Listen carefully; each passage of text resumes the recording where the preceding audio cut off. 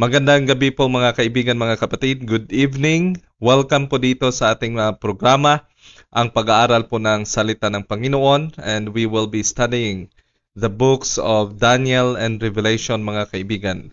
At ito po ay ating pong pag-aaralan ang patungkol po sa mga pangyayari na sang-ayon po sa hula na ipinahayag po ng Panginoon sa kanyang mga servants, Daniel and John the Revelator. Kaya po mga kaibigan, mga kapatid, welcome po at good evening po sa inyong lahat. Sana po ay nasa mabuti kayong kalagayan. Kasama po ang inyo pong mga pamilya na sana po ang pagpapala ng Panginoon ay sumasa inyo ng ang bawat isa po ay mapuno po ng kaligayahan sa Panginoon. Bago po tayo mga kaibigan, mga kapatid, dadako sa atin pong topic sa gabing ito, nais ko po kayong anyayahan sa isa pong panalangin. Ama po namin na nasa langit, maraming salamat po Panginoon sa iyo pong biyaya na ipinagkaloob po sa amin. Maraming salamat Panginoon sa iyong pagmamahal at sa iyo pong pag-ingat sa amin hanggang sa mga oras na ito. Panginoon, muli po kaming lumalapit sa inyo at humingi ng gabay sa pamamagitan ng iyong banal na Espiritu, na ang bawat isa po sa amin ay mabigyan po ng karunungan upang maintindihan po namin ang katotohanan at ito ay maging dagdag kalakasan sa aming pananampalataya sa inyo. Ito pong lahat, Panginoon, ay amin pong dinadalangin, inaasahan po naming matatanggap sa matamis na pangalan ni Jesus na aming tagapagligtas. Amen. Muli mga kaibigan, mga kapatid, good evening at welcome dito po sa ating programa. Thank you. Welcome po dito sa ating programa mga kaibigan, mga kapatid, at tayo po ay mag-aaral ng salita ng Panginoon. At nung nakaraan po ay atin pong napag-usapan ang tinatawag na prophecies fulfilled. Nakita po natin mga kaibigan, mga kapatid, na yung hula po na ibinigay po ng Panginoon in the books of Daniel and Revelation ay talagang natupad. Sang-ayon po sa ibang mga hula din na nakalagay po sa Biblia, na ito po ay natupad ayon sa sinabi po ng Panginoon at ipinahayag po ng Panginoon sa kanya pong mga prophet. At one of the fulfillment, mga kaibigan, mga kapatid, ay nangyari po noong 1844, which is about Daniel 8:14, na ito po ay tumutukoy sa cleansing of the sanctuary na sinasabi po ni William Miller during that time, mga kaibigan, na yung paglilinis po ay mangyayari po dito sa sanlibutan. At yung paglilinis na iyan ay yung tinatawag na second coming of Jesus Christ. Ngunit nung sila po ay nag-antay, mga kaibigan, mga kapatid, at the expiration of 2,300 days or years in the year 1844, October 22, mga kaibigan, mga kapatid, hindi po dumating si Jesus Christ. At sila po ay nakaranas nitong tinatawag na disappointment, mga kaibigan. Kaya kung gusto nyo po or hindi nyo po napanood yung ating episode sa nakaraan, pwede nyo po yung balikan at pwede nyo pong i-review, mga kaibigan, ang atin pong napag-usapan patungkol po doon. So ngayon, mga kaibigan, ay atin pong titingnan, atin pong susuriin. Ano bang ibig sabihin ng sanctuary, or yung templo po ng Panginoon? Ano ba yung lilinisan, mga kaibigan, mga kapatid? Bakit hindi po nangyari yung pagparito ng ating Panginoon in the year 1844? Bakit hindi po siya naparito sa sanlibutan, mga kaibigan, na sang-ayon po doon sa Daniel 8:14 na magkakaroon po ng paglilinis sa sanctuary ng Panginoon, mga kaibigan, mga kapatid? So titingnan po natin. At ang atin pong topic sa gabing ito is about what is the sanctuary, So itong topic na ito, mga kaibigan, ang pinaka-foundation or pinaka-central pillar of the Advent faith, mga kaibigan, mga kapatid. Dahil po sa prophecy na ito na naging special at naging katangi-tangi po ang experience ng particular group or the Advent people, mga kaibigan, with the rest of the Protestant churches. Sa lahat po ng mga Protestant churches, sa lahat po ng sekta sa buong mundo, mga kaibigan, that are under the banner of Protestant churches, mga kaibigan, mga kapatid, natatangi po ang karanasan ng Advent people or the Adventist, mga kaibigan, mga kapatid, pagkat sila po, no, ay dumanas nitong disappointment, and they have this hope about the second coming of Jesus Christ, which relates to the sanctuary. So pag-aaralan po natin ngayon, mga kaibigan, mga kapatid, ano ba tong ibig sabihin ng sanctuary, no? So we have this prophecy, kagaya po ng ating binanggit, no, ngayon lamang po, that this prophecy, Daniel 8:14, mga kaibigan, mga kapatid, ito po yung pinakasentrong haligi ng pananampalataya at paniniwala po ng mga Advent people or the Adventist, mga kaibigan, mga kapatid. Nasabi po dito, Daniel 8 verse 14, "Unto 2,300 days, then the sanctuary shall be cleansed." Na ibig sabihin po nito, mga kaibigan, mga kapatid, na pagkatapos po ng 2,300 years, no, mangyayari po ang cleansing of the sanctuary. At natingnan po natin yan, mga kaibigan, mga kapatid, sa nakaraan po nating episode about prophecies fulfilled, no, na kung saan this 2,300 days ay nangyari po noong 1844. Paano po ito kinumpute, no? Nakita po natin that we have the basis, no, ayon po sa pinahayag po ni Angel Gabriel, mga kaibigan, mga kapatid, that the counting will be from the command, no, to restore or i-rebuild ang Jerusalem, mga kaibigan, mga kapatid, at yun po ay nangyari noong 457 BC, no? Kaya po, pag atin pong titingnan after the 70 weeks prophecy, na atin pong nakita, mga kaibigan, mga kapatid, 490 years, no? Pag ibawas po natin yung 490 years, ibawas po natin sa 2,300 days or years, mga kaibigan, mga kapatid, tayo po ay dadako sa tinatawag na ang malalabi po is 1,810. Na kung atin po itong idadagdag doon po sa expiration ng 490 in AD 34, ito po ay dadako po sa 1844, mga kaibigan. So, ibig sabihin, meron pong pangyayari, napaka-significant po or napaka-importante pong pangyayari noong year 1844 na kung saan atin pong susuriin ngayon, mga kaibigan, mga kapatid. So, habang kanila pong pinag-aaralan, no, na ano bang dahilan, bakit sila po ay nabigo? Bakit hindi po natupad yung sinabi po ni William Miller na darating dito po ang Panginoon sa sanlibutan, no? So, mababasa po natin dito sa isa pong aklat, no, according to the record, mga kaibigan, mga kapatid, in Great Controversy. Sabi po dito, in their investigation, they learned that there is no scripture evidence sustaining the popular view that the earth is the sanctuary, no? Nung ni-review po nila, mga kaibigan, mga kapatid, ang kanila pong pinag-aaralan, nakita po nila na wala pong ebidensya or wala pong scriptural basis yung application na kanila pong ginawa na ang earth is the sanctuary. Hindi po natin mahahanap yon sa Biblia, mga kaibigan, na ang ibig sabihin po ng sanctuary is the earth, no? At sabi po dito, but they have found in the Bible a full explanation of the subject of sanctuary, its nature, location, and services, the testimony of the sacred writers being so clear and ample as to the place, the matter beyond all question. So, nakita po nila, mga kaibigan, napakalinaw po sa Bible yung patungkol po sa sanctuary, no? Mababasa po natin yan in Exodus 25 verse 8, na dito po yung command ng Panginoon, yung pinakauna pong sanctuary na pinagawa po ng Panginoon during the time, no, of the Exodus, no? Mababasa po natin Exodus 25 verse 8, sabi po dito, and let them make me a sanctuary that I may dwell among them. So pinagawa po sila ng Panginoon ng sanctuary. This will be the lesson, no? The lesson book, mga kaibigan, mga kapatid, upang maintindihan ng mga tao yung tinatawag na plano po ng kaligtasan.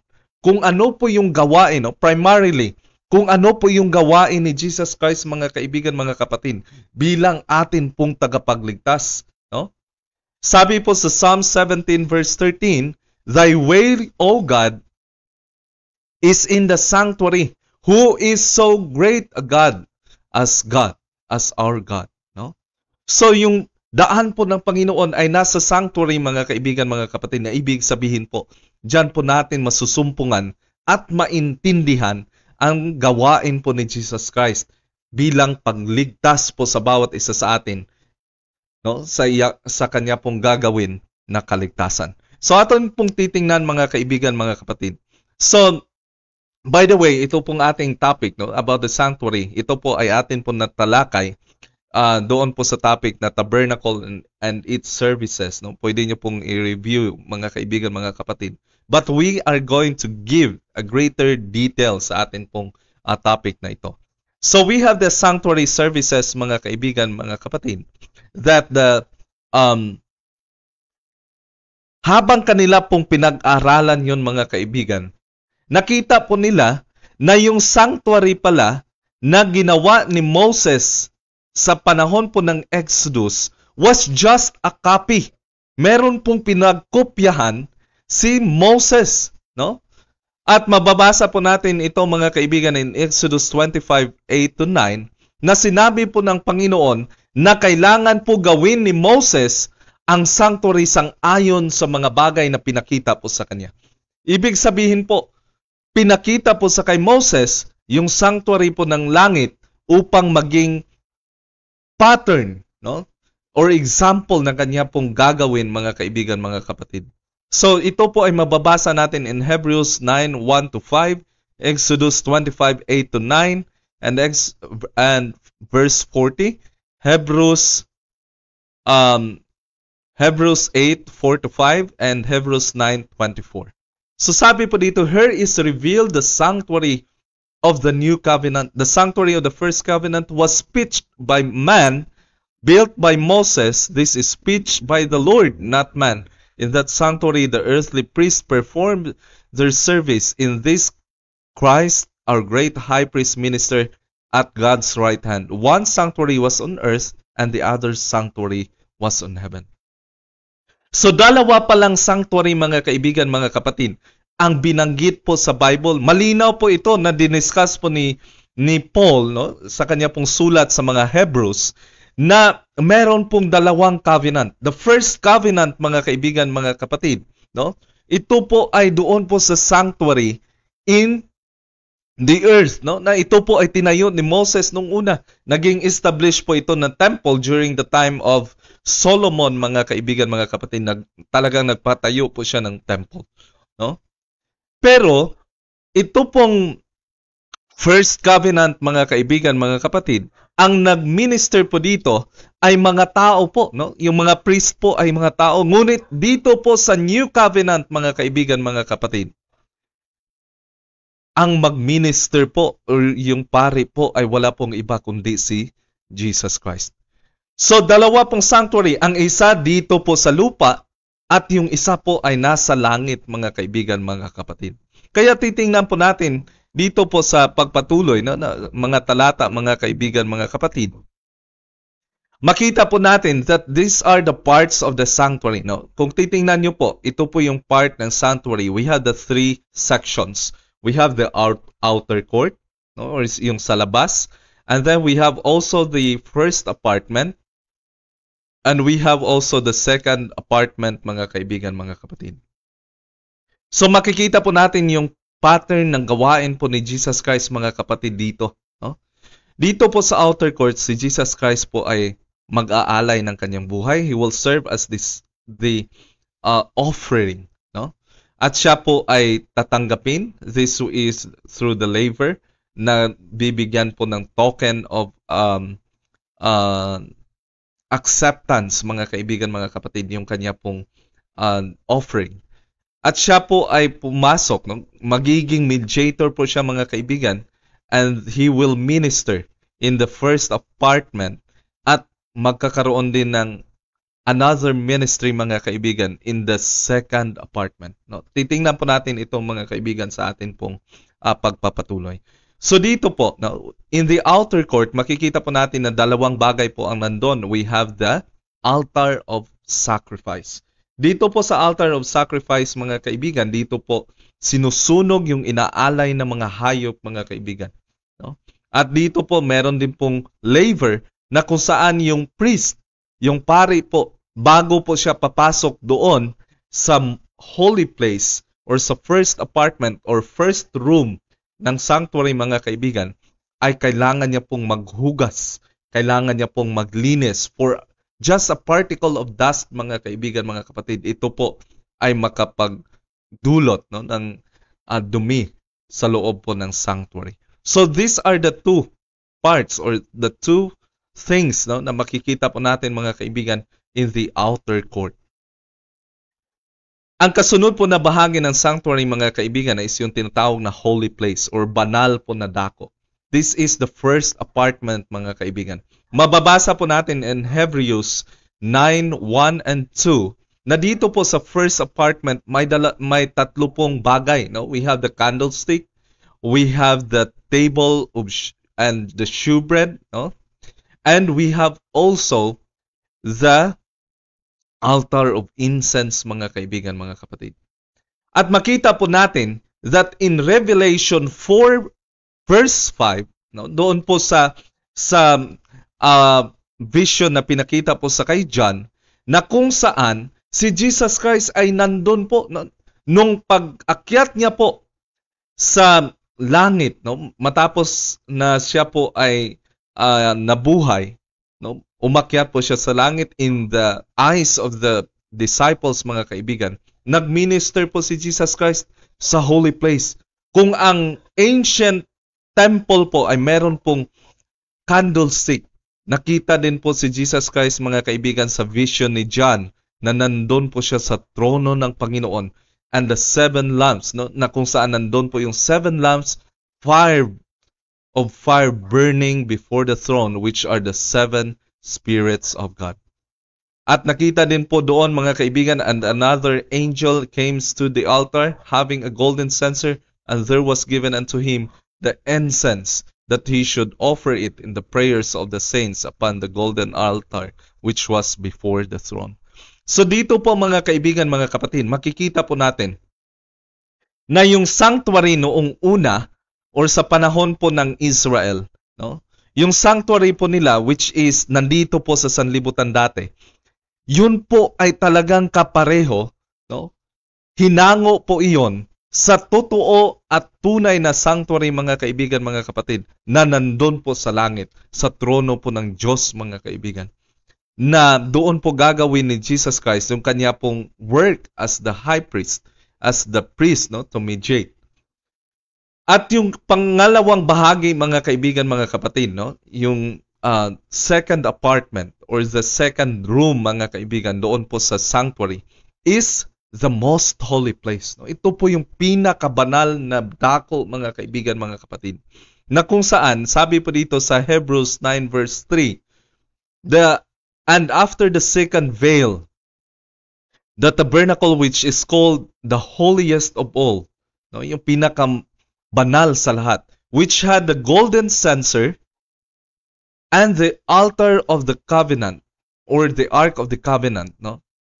Overlaid round about with gold, wherein the golden pot of manna, the Aaron's rod that budded, and the tables of the covenant. So ibig sabihin po, mga kaibigan, mga kapatid, ayon po sa sinabi ni Paul, that the second apartment, yung pangalawa pong dako, na siyang pinakabanal sa lahat, mga kaibigan, mga kapatid, no? The holiest of all, ay nandun po yung Ark of the Covenant ng Panginoon. Yung tinatawag po na Ark of the Covenant, mga kaibigan, ito po yung sisidlan ng covenant, no? Covenant or the agreement. Ito po yung contract ng Panginoon sa kanya pong bayan. Doon po nakalagay, no? We have the three things, no? Tatlo pong bagay ang nasa loob po ng Ark of the Covenant. Nandun po yung 10 Commandments or the Tables of Covenant. Nandun po yung Aaron's rod, yung tungkod po ni Aaron. At nandun din po yung golden pot that had manna, mga kaibigan, mga kapatid. At nandun po, no, ito po ay merong larawan ng dalawa pong cherubims or angels, mga kaibigan, mga kapatid, na tumitingin po dito sa tinatawag na mercy seat. Ito pong sa ibabaw nito ay tinatawag po na mercy seat, mga kaibigan, mga kapatid. At dito po, no, pinapahayag po ng Panginoon yung liwanag ng kanya pong presensya. Ito po yung tinatawag na Shekinah glory, no? It is a token of the presence of God, mga kaibigan, mga kapatid. At the same with, no, in Revelation, mga kaibigan, na si Jesus Christ, no, or meron din pong bahagi doon sa langit na tinatawag na holy place. Sabi po dito, or most holy place, no, Revelation 11 verse 19, and the temple of God was opened in heaven, and there was seen in his temple the ark of his testament, and there were lightnings and voices and thunderings and earthquake and great hail. So, yung pinakita po, mga kaibigan, or yung ginawa po na sanctuary dito po sa sanlibutan ay talagang makita po natin dito sa Revelation, kagaya po ng pinakita sa kay John, na ito po talaga ay kapareho, no? It is the pattern of the sanctuary na ginawa po nila dito sa sanlibutan. Ngunit ang kaibahan po, mga kaibigan, mga kapatid, na yung sanctuary po dito sa sanlibutan is under the first covenant, of which yung inaalay po doon ay mga hayop at ang pari po doon ay mga tao. Habang itong sanctuary, mga kaibigan, mga kapatid, na doon po sa langit, its location is in heaven. At yung offering po ay si Jesus Christ. At yung pari po na nagminister po doon, mga kaibigan, mga kapatid, ay wala pong iba. Si Jesus Christ, mga kaibigan. So makikita po natin dito na habang kanila pong ni-review, mga kaibigan, ng mga not iwan na 50, no, na atin pong nabanggit nung una po nating, anong nakaraan po nating episode, that out of 50,000, only 50 ang natira po, mga kaibigan.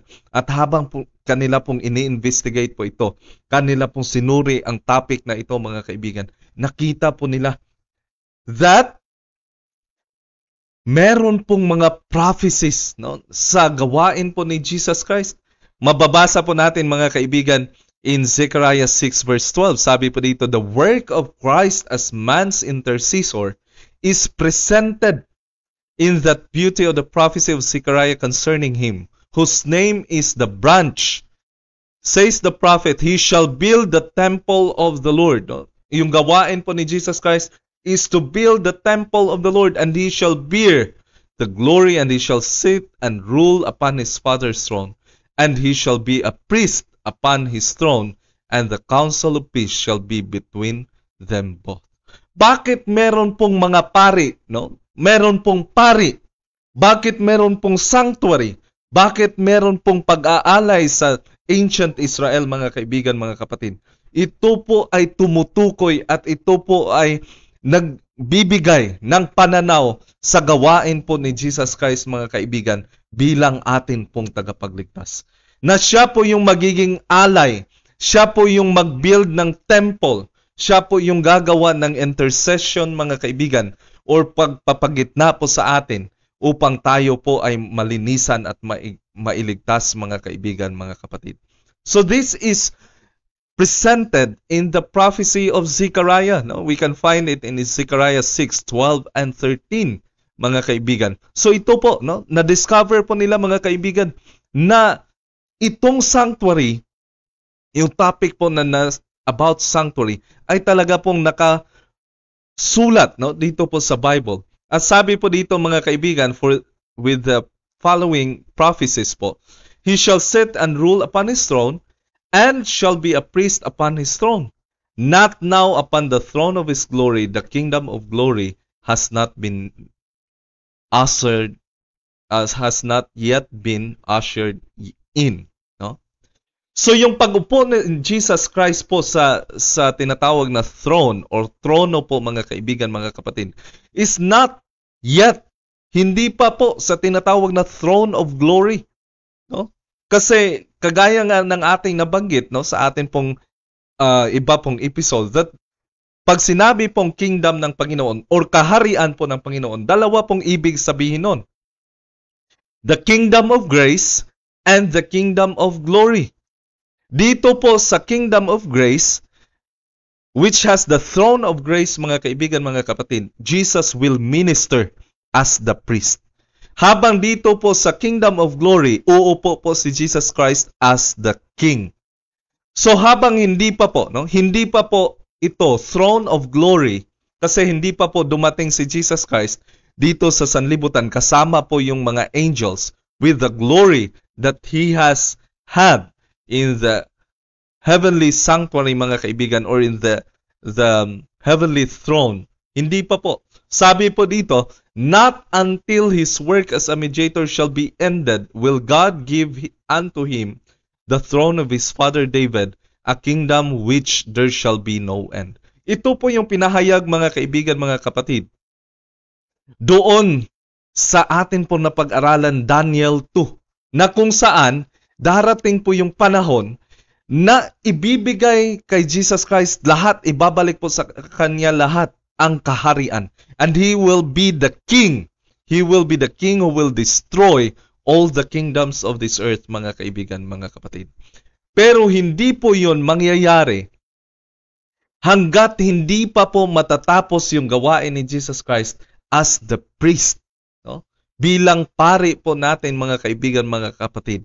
At sabi po dito, in Luke 1:32 and 33, no? Ito po yung mababasa natin, that the Lord will give Him the kingdom, at yung kingdom po ng Panginoon, no? Kagaya po ng pinahayag doon sa Daniel 2, mga kaibigan, and Daniel 7, that the kingdom of Christ will stand forever. There shall be no end. Wala pong katapusan yung kaharian po ng Panginoon. So as a priest, Christ is now sit down with the Father in His throne. No? And upon the throne with the eternal, is self-existent one, is He who hath borne our griefs and carried our sorrows, who was in all points tempted like as we are, yet without sin, that He might be able to succor them that are tempted. If any man sin, we have an advocate with the Father. No? Ito po yun. Ito po yung ibig sabihin, mga kaibigan, mga kapatid, na kung tayo man po ay magkakamali, kung tayo man po ay nagkasala, meron po tayong mediator na si Jesus Christ, mga kaibigan, mga kapatid, na umuupo ngayon sa trono po ng Panginoon bilang priest po natin. Na ibig sabihin po, He hath borne our griefs. No? Siya din po ay tinukso, kagaya po ng pagtukso po sa bawat isa sa atin, mga kaibigan, mga kapatid. Ngunit hindi po siya nagkasala. Kaya marunong din po siya at alam na alam niya po kung paano po tayo tulungan, pagkat ito pong lahat ay kanya pong nadaanan, mga kaibigan, mga kapatid. So ngayon, ito po yung gawain ni Jesus Christ. No? He is the priest. At sabi po dito, mga kaibigan, His intercession is that of a pierced and broken body, of a spotless life. The wounded hands, the pierced side, the marred feet, plead for the fallen man whose redemption was purchased at an infinite cost. So ito po, mga kaibigan, mga kapatid, yung mga hayop po, no? Yung mga hayop po ay na inaalay noon, na pinapatay noon, na sinusunog para po na maging alay sa Panginoon. That points to Jesus Christ. Yun po ay tumutukoy, mga kaibigan, mga kapatid, sa kay Jesus Christ. At lahat po ng nag-alay noon ng mga hayop bilang kanila pong tanda ng pagsisisi, ito po, mga kaibigan, ay isa din pong pagpapahayag ng kanila pong paniniwala sa pangako po ng Panginoon na siya po ay magpapadala ng tagapagligtas dito po sa sanlibutan. Kaya makikita po natin, mga kapatid, mga kaibigan, that this work of Jesus Christ is clearly presented in the Bible, mga kaibigan. So makikita po natin dito that the question is, no, yung tanong, mga kaibigan, mga kapatid, what is the cleansing of the sanctuary? No? So what is the sanctuary? So the term sanctuary, as used in the Bible, refers to the first, to the tabernacle built by Moses as a pattern of heavenly things. No? and the secondly to the true tabernacle in heaven to which the earthly sanctuary pointed. At the death of Christ, the typical service ended. The true tabernacle is in heaven, and the sanctuary in heaven is the sanctuary of the new covenant. Kung natandaan po natin mga kaibigan, mga kapatid, nung time na pinako po si Jesus Christ sa cross at nung siya po ay namatay, napunit po yung veil o yung kortina po na nag-separate sa holy and most holy place, mga kaibigan, mga kapatid. Na ito po ay nagpapahayag na yung lahat po ng services in this earthly sanctuary has ended. Natapos na po, mga kaibigan. Wala na pong priest na papagitna po sa atin na tao o dito po sa sanlibutan. Wala na pong pag-aalay, mga kaibigan, mga kapatid, na dito po gagawin sa sanlibutan. Bakit po? Dahil naialay na po yung alay na si Jesus Christ for the new covenant, and that sanctuary, mga kaibigan, mga kapatid, is not already the sanctuary of the first covenant here on earth, but instead, it is the sanctuary of the new covenant in heaven, mga kaibigan, mga kapatid. And as the prophecy of Daniel 8:14 is fulfilled in the dispensation, the sanctuary to which it refers must be the sanctuary of the new covenant. So, ibig sabihin po, mga kaibigan, mga kapatid, na yung tinutukoy po sa Daniel 8:14 na cleansing of the sanctuary after the 2,300 years, wala po itong duda, mga kaibigan, mga kapatid, na ito po ay tumutukoy sa sanctuary in heaven. Kasi in 1844, mga kaibigan, mga kapatid, wala na pong existing na sanctuary dito po sa sanlibutan. Kasi nga, nung time na inalay po si Jesus Christ, natapos na po yung mga services of the sanctuary here on earth.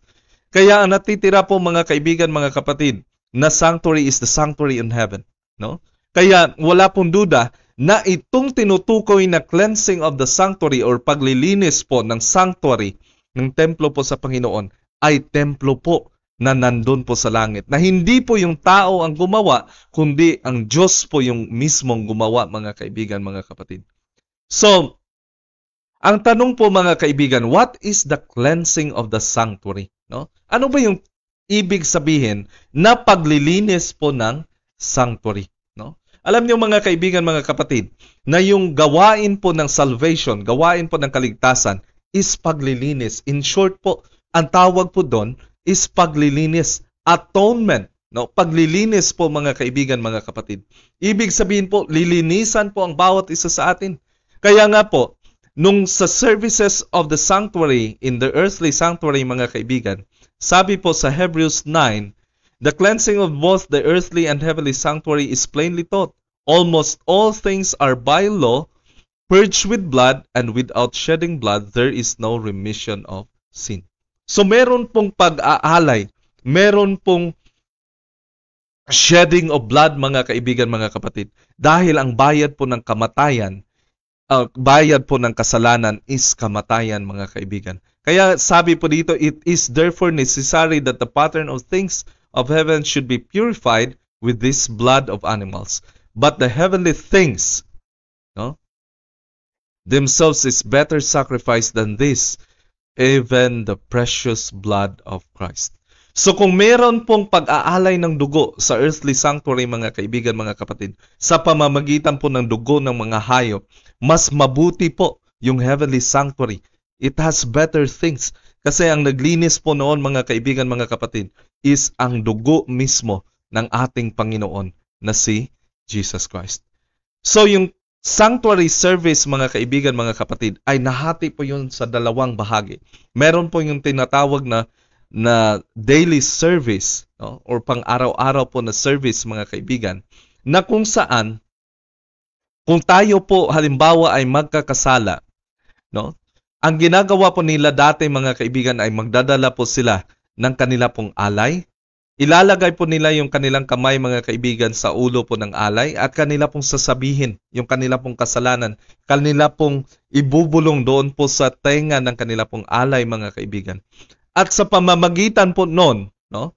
Sa pamamagitan po noon, ang kasalanan nung nagkasala mga kaibigan ay na-transfer or nailipat po yun sa inosenteng hayop mga kaibigan, mga kapatid. At dahil yung inosenteng hayop na po ang nagdala o nagpasan ng kasalanan mga kaibigan, siya po yung magbubuwis ng buhay. Siya po ay papatayin, kukunin po yung kanyang dugo mga kaibigan, mga kapatid. At ang gagawin po ng pari mga kaibigan ay dadalhin niya po yung dugo doon sa holy place at kanya po itong i-sprinkle, no? Doon po sa veil mga kaibigan.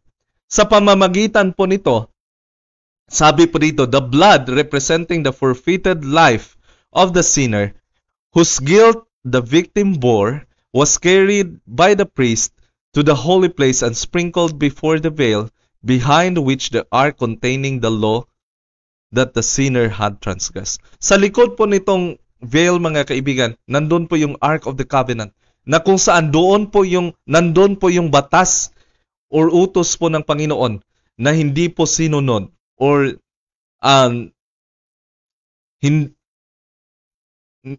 hindi po sinunod ng isa pong nagkasala mga kaibigan. Or in short, nilabag po ng makasalanan mga kaibigan, mga kapatid. At doon po sprinkle, no? By this ceremony, the sin was through the blood transferred in figure to the sanctuary, no? So, in some cases mga kaibigan, mga kapatid, ay kinakain po, no? Kinukuha po ito, kinakain po ng priest yung alay, at sa pamamagitan po nito yung kasalanan po ay malilipat po sa pari mga kaibigan, mga kapatid. Ang pareho po, no, na services ay isa pong kaparaanan ng Panginoon na mailipat po ang ating kasalanan mula po sa atin papunta po doon sa alay, at mula po sa alay ay i-transfer po doon sa sanctuary mga kaibigan, mga kapatid. Ibig sabihin po, pinatawad po tayo ng Panginoon, no? Papatawarin po tayo ng Panginoon. At yung pagpapatawad po na iyon ay tinatawag po na pangalawang pagkakataon or second chance mga kaibigan, mga kapatid. Kaya makikita po natin that dahil po, no, because of that ceremony mga kaibigan, the sanctuary is not clean, no? So na dumihan po yung sanctuary mga kaibigan, mga kapatid, dahil po sa kasalanan na nailipat po doon. Kaya once a year, no, isang beses po, once a year, the Lord will make a yearly service, yung tinatawag po na Day of Atonement mga kaibigan, mga kapatid. Na ang gagawin po dito is the cleansing of the sanctuary. Ito po yung tinatawag na cleansing of the sanctuary. Lilinisan po mga kaibigan. Aalisin po ang lahat po ng kasalanan na nailipat po doon. Lahat po ng dumi na nailipat po doon sa sanctuary. Lilinisin po yon mga kaibigan. At ililipat po iyon doon po sa kambing. Dalawa pong kambing mga kaibigan ang dadalhin po ng pari dito. One is for the lot, for the Lord, magiging offering. Yung isa po ay magiging scapegoat mga kaibigan, mga kapatid. At ang gagawin po ng pari, no, na makikita po natin na pagkatapos po niyang gawain dito sa yearly sanctuary, lilinisin niya po lahat po ng kasalanan na nailipat po sa sanctuary, ilalagay niya po doon sa scapegoat. At yung scapegoat mga kapatid ay iiwanan po, dadalhin po sa lugar na kung saan wala pong taong makapunta doon. At yun po, no, ay symbol mga kaibigan ng gawain po ng Panginoon. So, Jesus as the priest, no? Mababasa po natin in Hebrews 9 verse 24, Christ is not entered into the holy places made with hands, which are figures of the truth, but in heaven itself, now to appear in the presence of God for us. Kaya yung si Jesus Christ, mga kaibigan, mga kapatid, hindi po siya nag-minister, hindi na po dito sa sanctuary ng sanlibutan. Jesus has entered in the sanctuary in heaven. Siya po ay pumasok sa sanctuary in heaven para gawain po ang kanyang gawain bilang pari. No?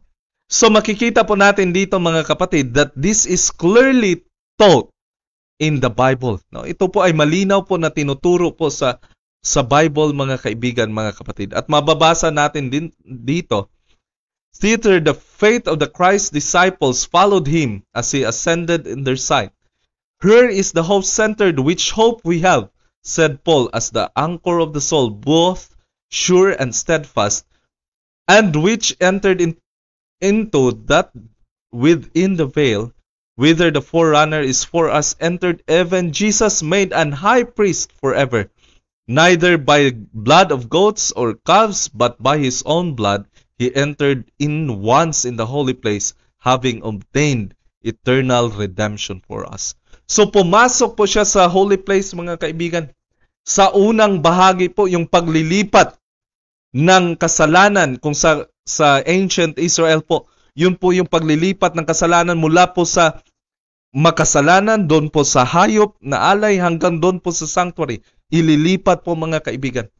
Ang ginagawa din po ni Jesus Christ ay ginagawa niya po ng pag-secure na binabayaran niya po yung ating kasalanan. Binabayaran niya po sa pamamagitan ng kanyang dugo. Pero hindi po ibig sabihin, kagaya po ng ancient Israel, mga kaibigan, hindi po ibig sabihin na in that daily service, nalinisan na po. Nandun pa rin po sa sanctuary, na inilipat lang po. The same with Jesus, mga kaibigan. Nilagyan niya po ng pardon, binayaran niya po, pero hindi pa po ibig sabihin na na-erase na po yun. Hindi pa po. No? Hindi pa po. Ito po yung unang bahagi na ginawa po ni Jesus Christ, mga kaibigan, as the ministry of the first apartment or the holy place. At dito po, mga kaibigan, mga kapatid, no? Sabi po dito sa Great Controversy 421, for 18 centuries, this work of ministration continued in the first apartment of the sanctuary. The blood of Christ pleaded in behalf of the penitent believers, secured their pardon and acceptance with the Father, yet their sins still remained upon the books of record. So ito po yung ginagawa po ni Jesus Christ, no? During the time from his ascension, mula po sa kanyang pagpunta po sa langit, mga kaibigan, mga kapatid. Throughout 18 centuries, no? From 34 AD or 31 AD, mga kaibigan, hanggang 1844, ito po yung gawain ni Jesus Christ, na siya po ay humingi ng kapatawaran sa lahat po ng totoong nanampalataya. At kanya pong sinigurado ang kanila pong kapatawaran at pagtanggap ng Ama sa kanila. Ngunit yung kanila pong kasalanan ay nanatili pa rin sa books of record in heaven, mga kaibigan. So as in the typical service, there was a work of atonement at the close of year. So before Christ's work for redemption of men is completed, there is a work of atonement for the removal of sin in the sanctuary. This is the service began when the 2,300 days ended. At the time, as foretold by Daniel the prophet, our high priest entered the most holy place to perform the last division of his work, to cleanse the sanctuary.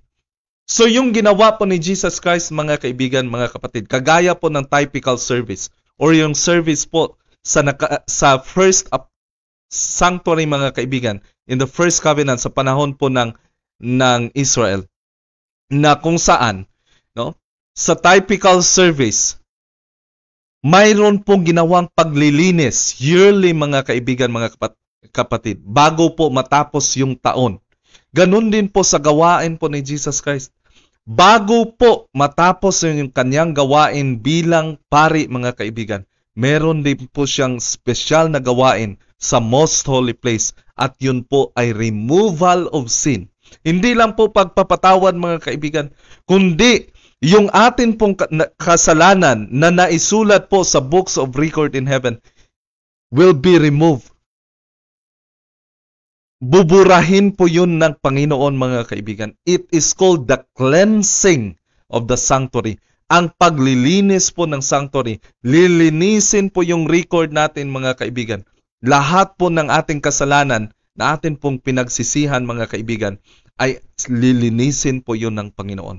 So thus those who followed the light of the prophetic words saw that instead of coming to earth at the termination of 2,300 days, Christ then entered the most holy place in heavenly sanctuary to perform the closing work of the atonement preparatory to his coming.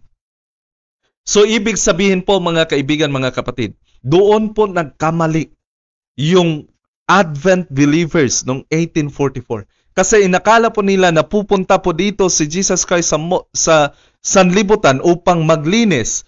Ito pala ang ibig sabihin nito mga kaibigan, na mag-transfer po si Jesus Christ from holy place to most holy place para gawin ang last na bahagi po ng kanyang gawain mga kaibigan, which is the cleansing of the sanctuary. Ito po yung gawain ni Jesus Christ sa ngayon. Kaya nga nandito po tayo sa time na tinatawag po, we are in the period of Laodicea, meaning people living in judgment. Because we are already in the judgment day mga kaibigan, mga kapatid. Ito po yung pinaka-pillar of faith mga kaibigan. Ito po yung liwanag na hindi po tinanggap ng mga Protestant churches. Hindi po nila tinanggap ang liwanag patungkol po sa gawain ni Jesus Christ in the heavenly sanctuary mga kaibigan, mga kapatid. Kaya ngayon po, yung pinaka-sentro po na mensahe po ng Panginoon sa atin pong panahon ngayon mga kaibigan ay ang gawain po ni Jesus Christ ngayon na ginagawa po sa langit.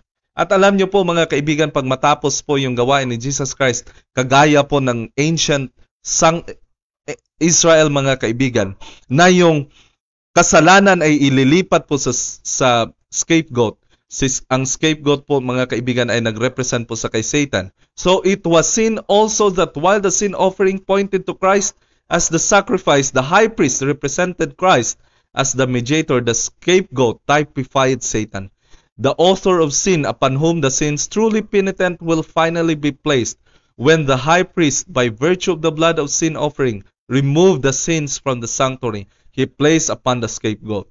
So when Christ, by virtue of his own blood, removes the sin of his people from the heavenly sanctuary at the close of his ministration, he will place them upon Satan, who in execution of judgment must bear the final penalty.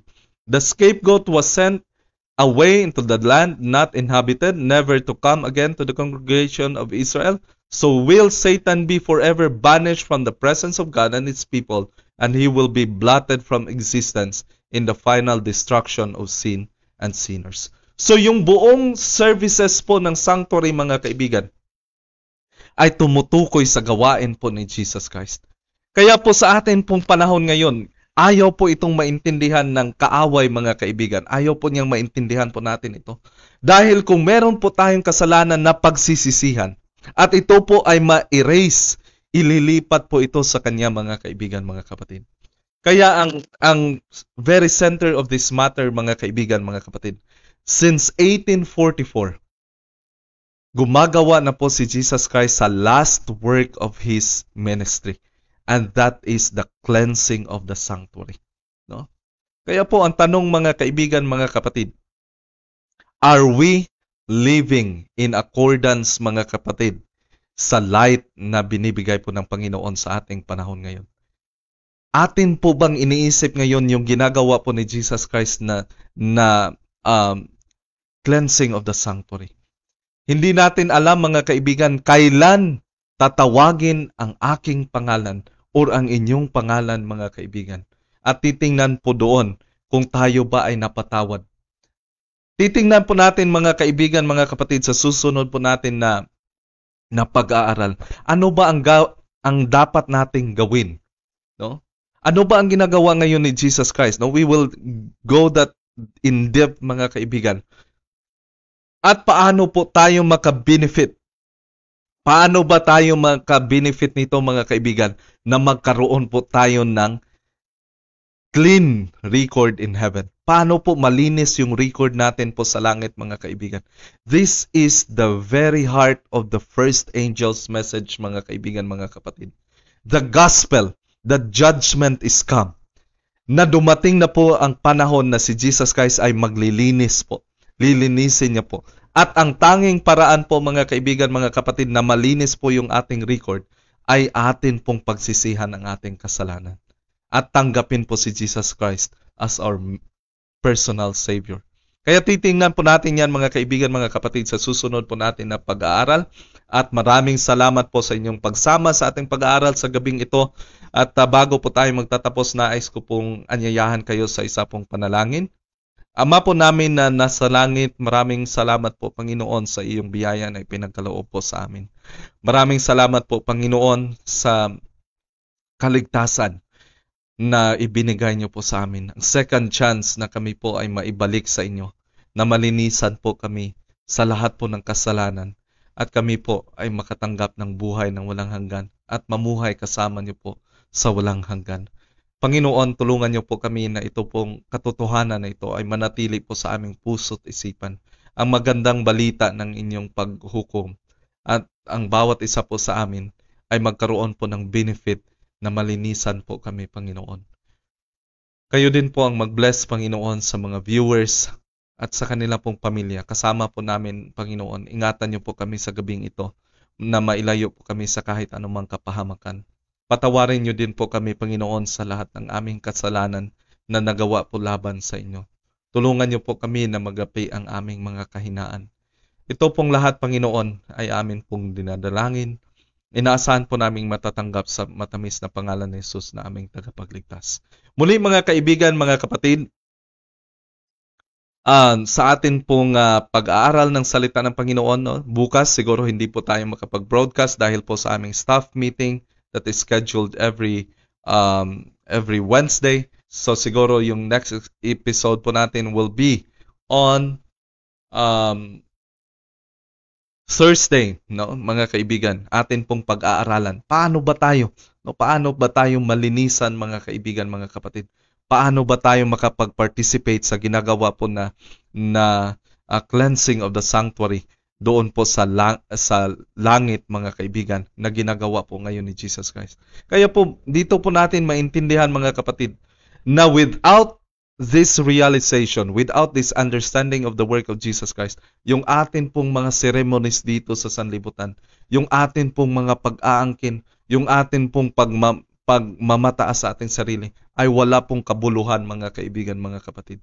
The very heart of this message for this time is for us to understand the work of Jesus Christ in the heavenly sanctuary, mga kaibigan, mga kapatid. So, may the Lord bless us, mga kaibigan, at nais ko pong batiin, no, ang atin pong mga viewers, sa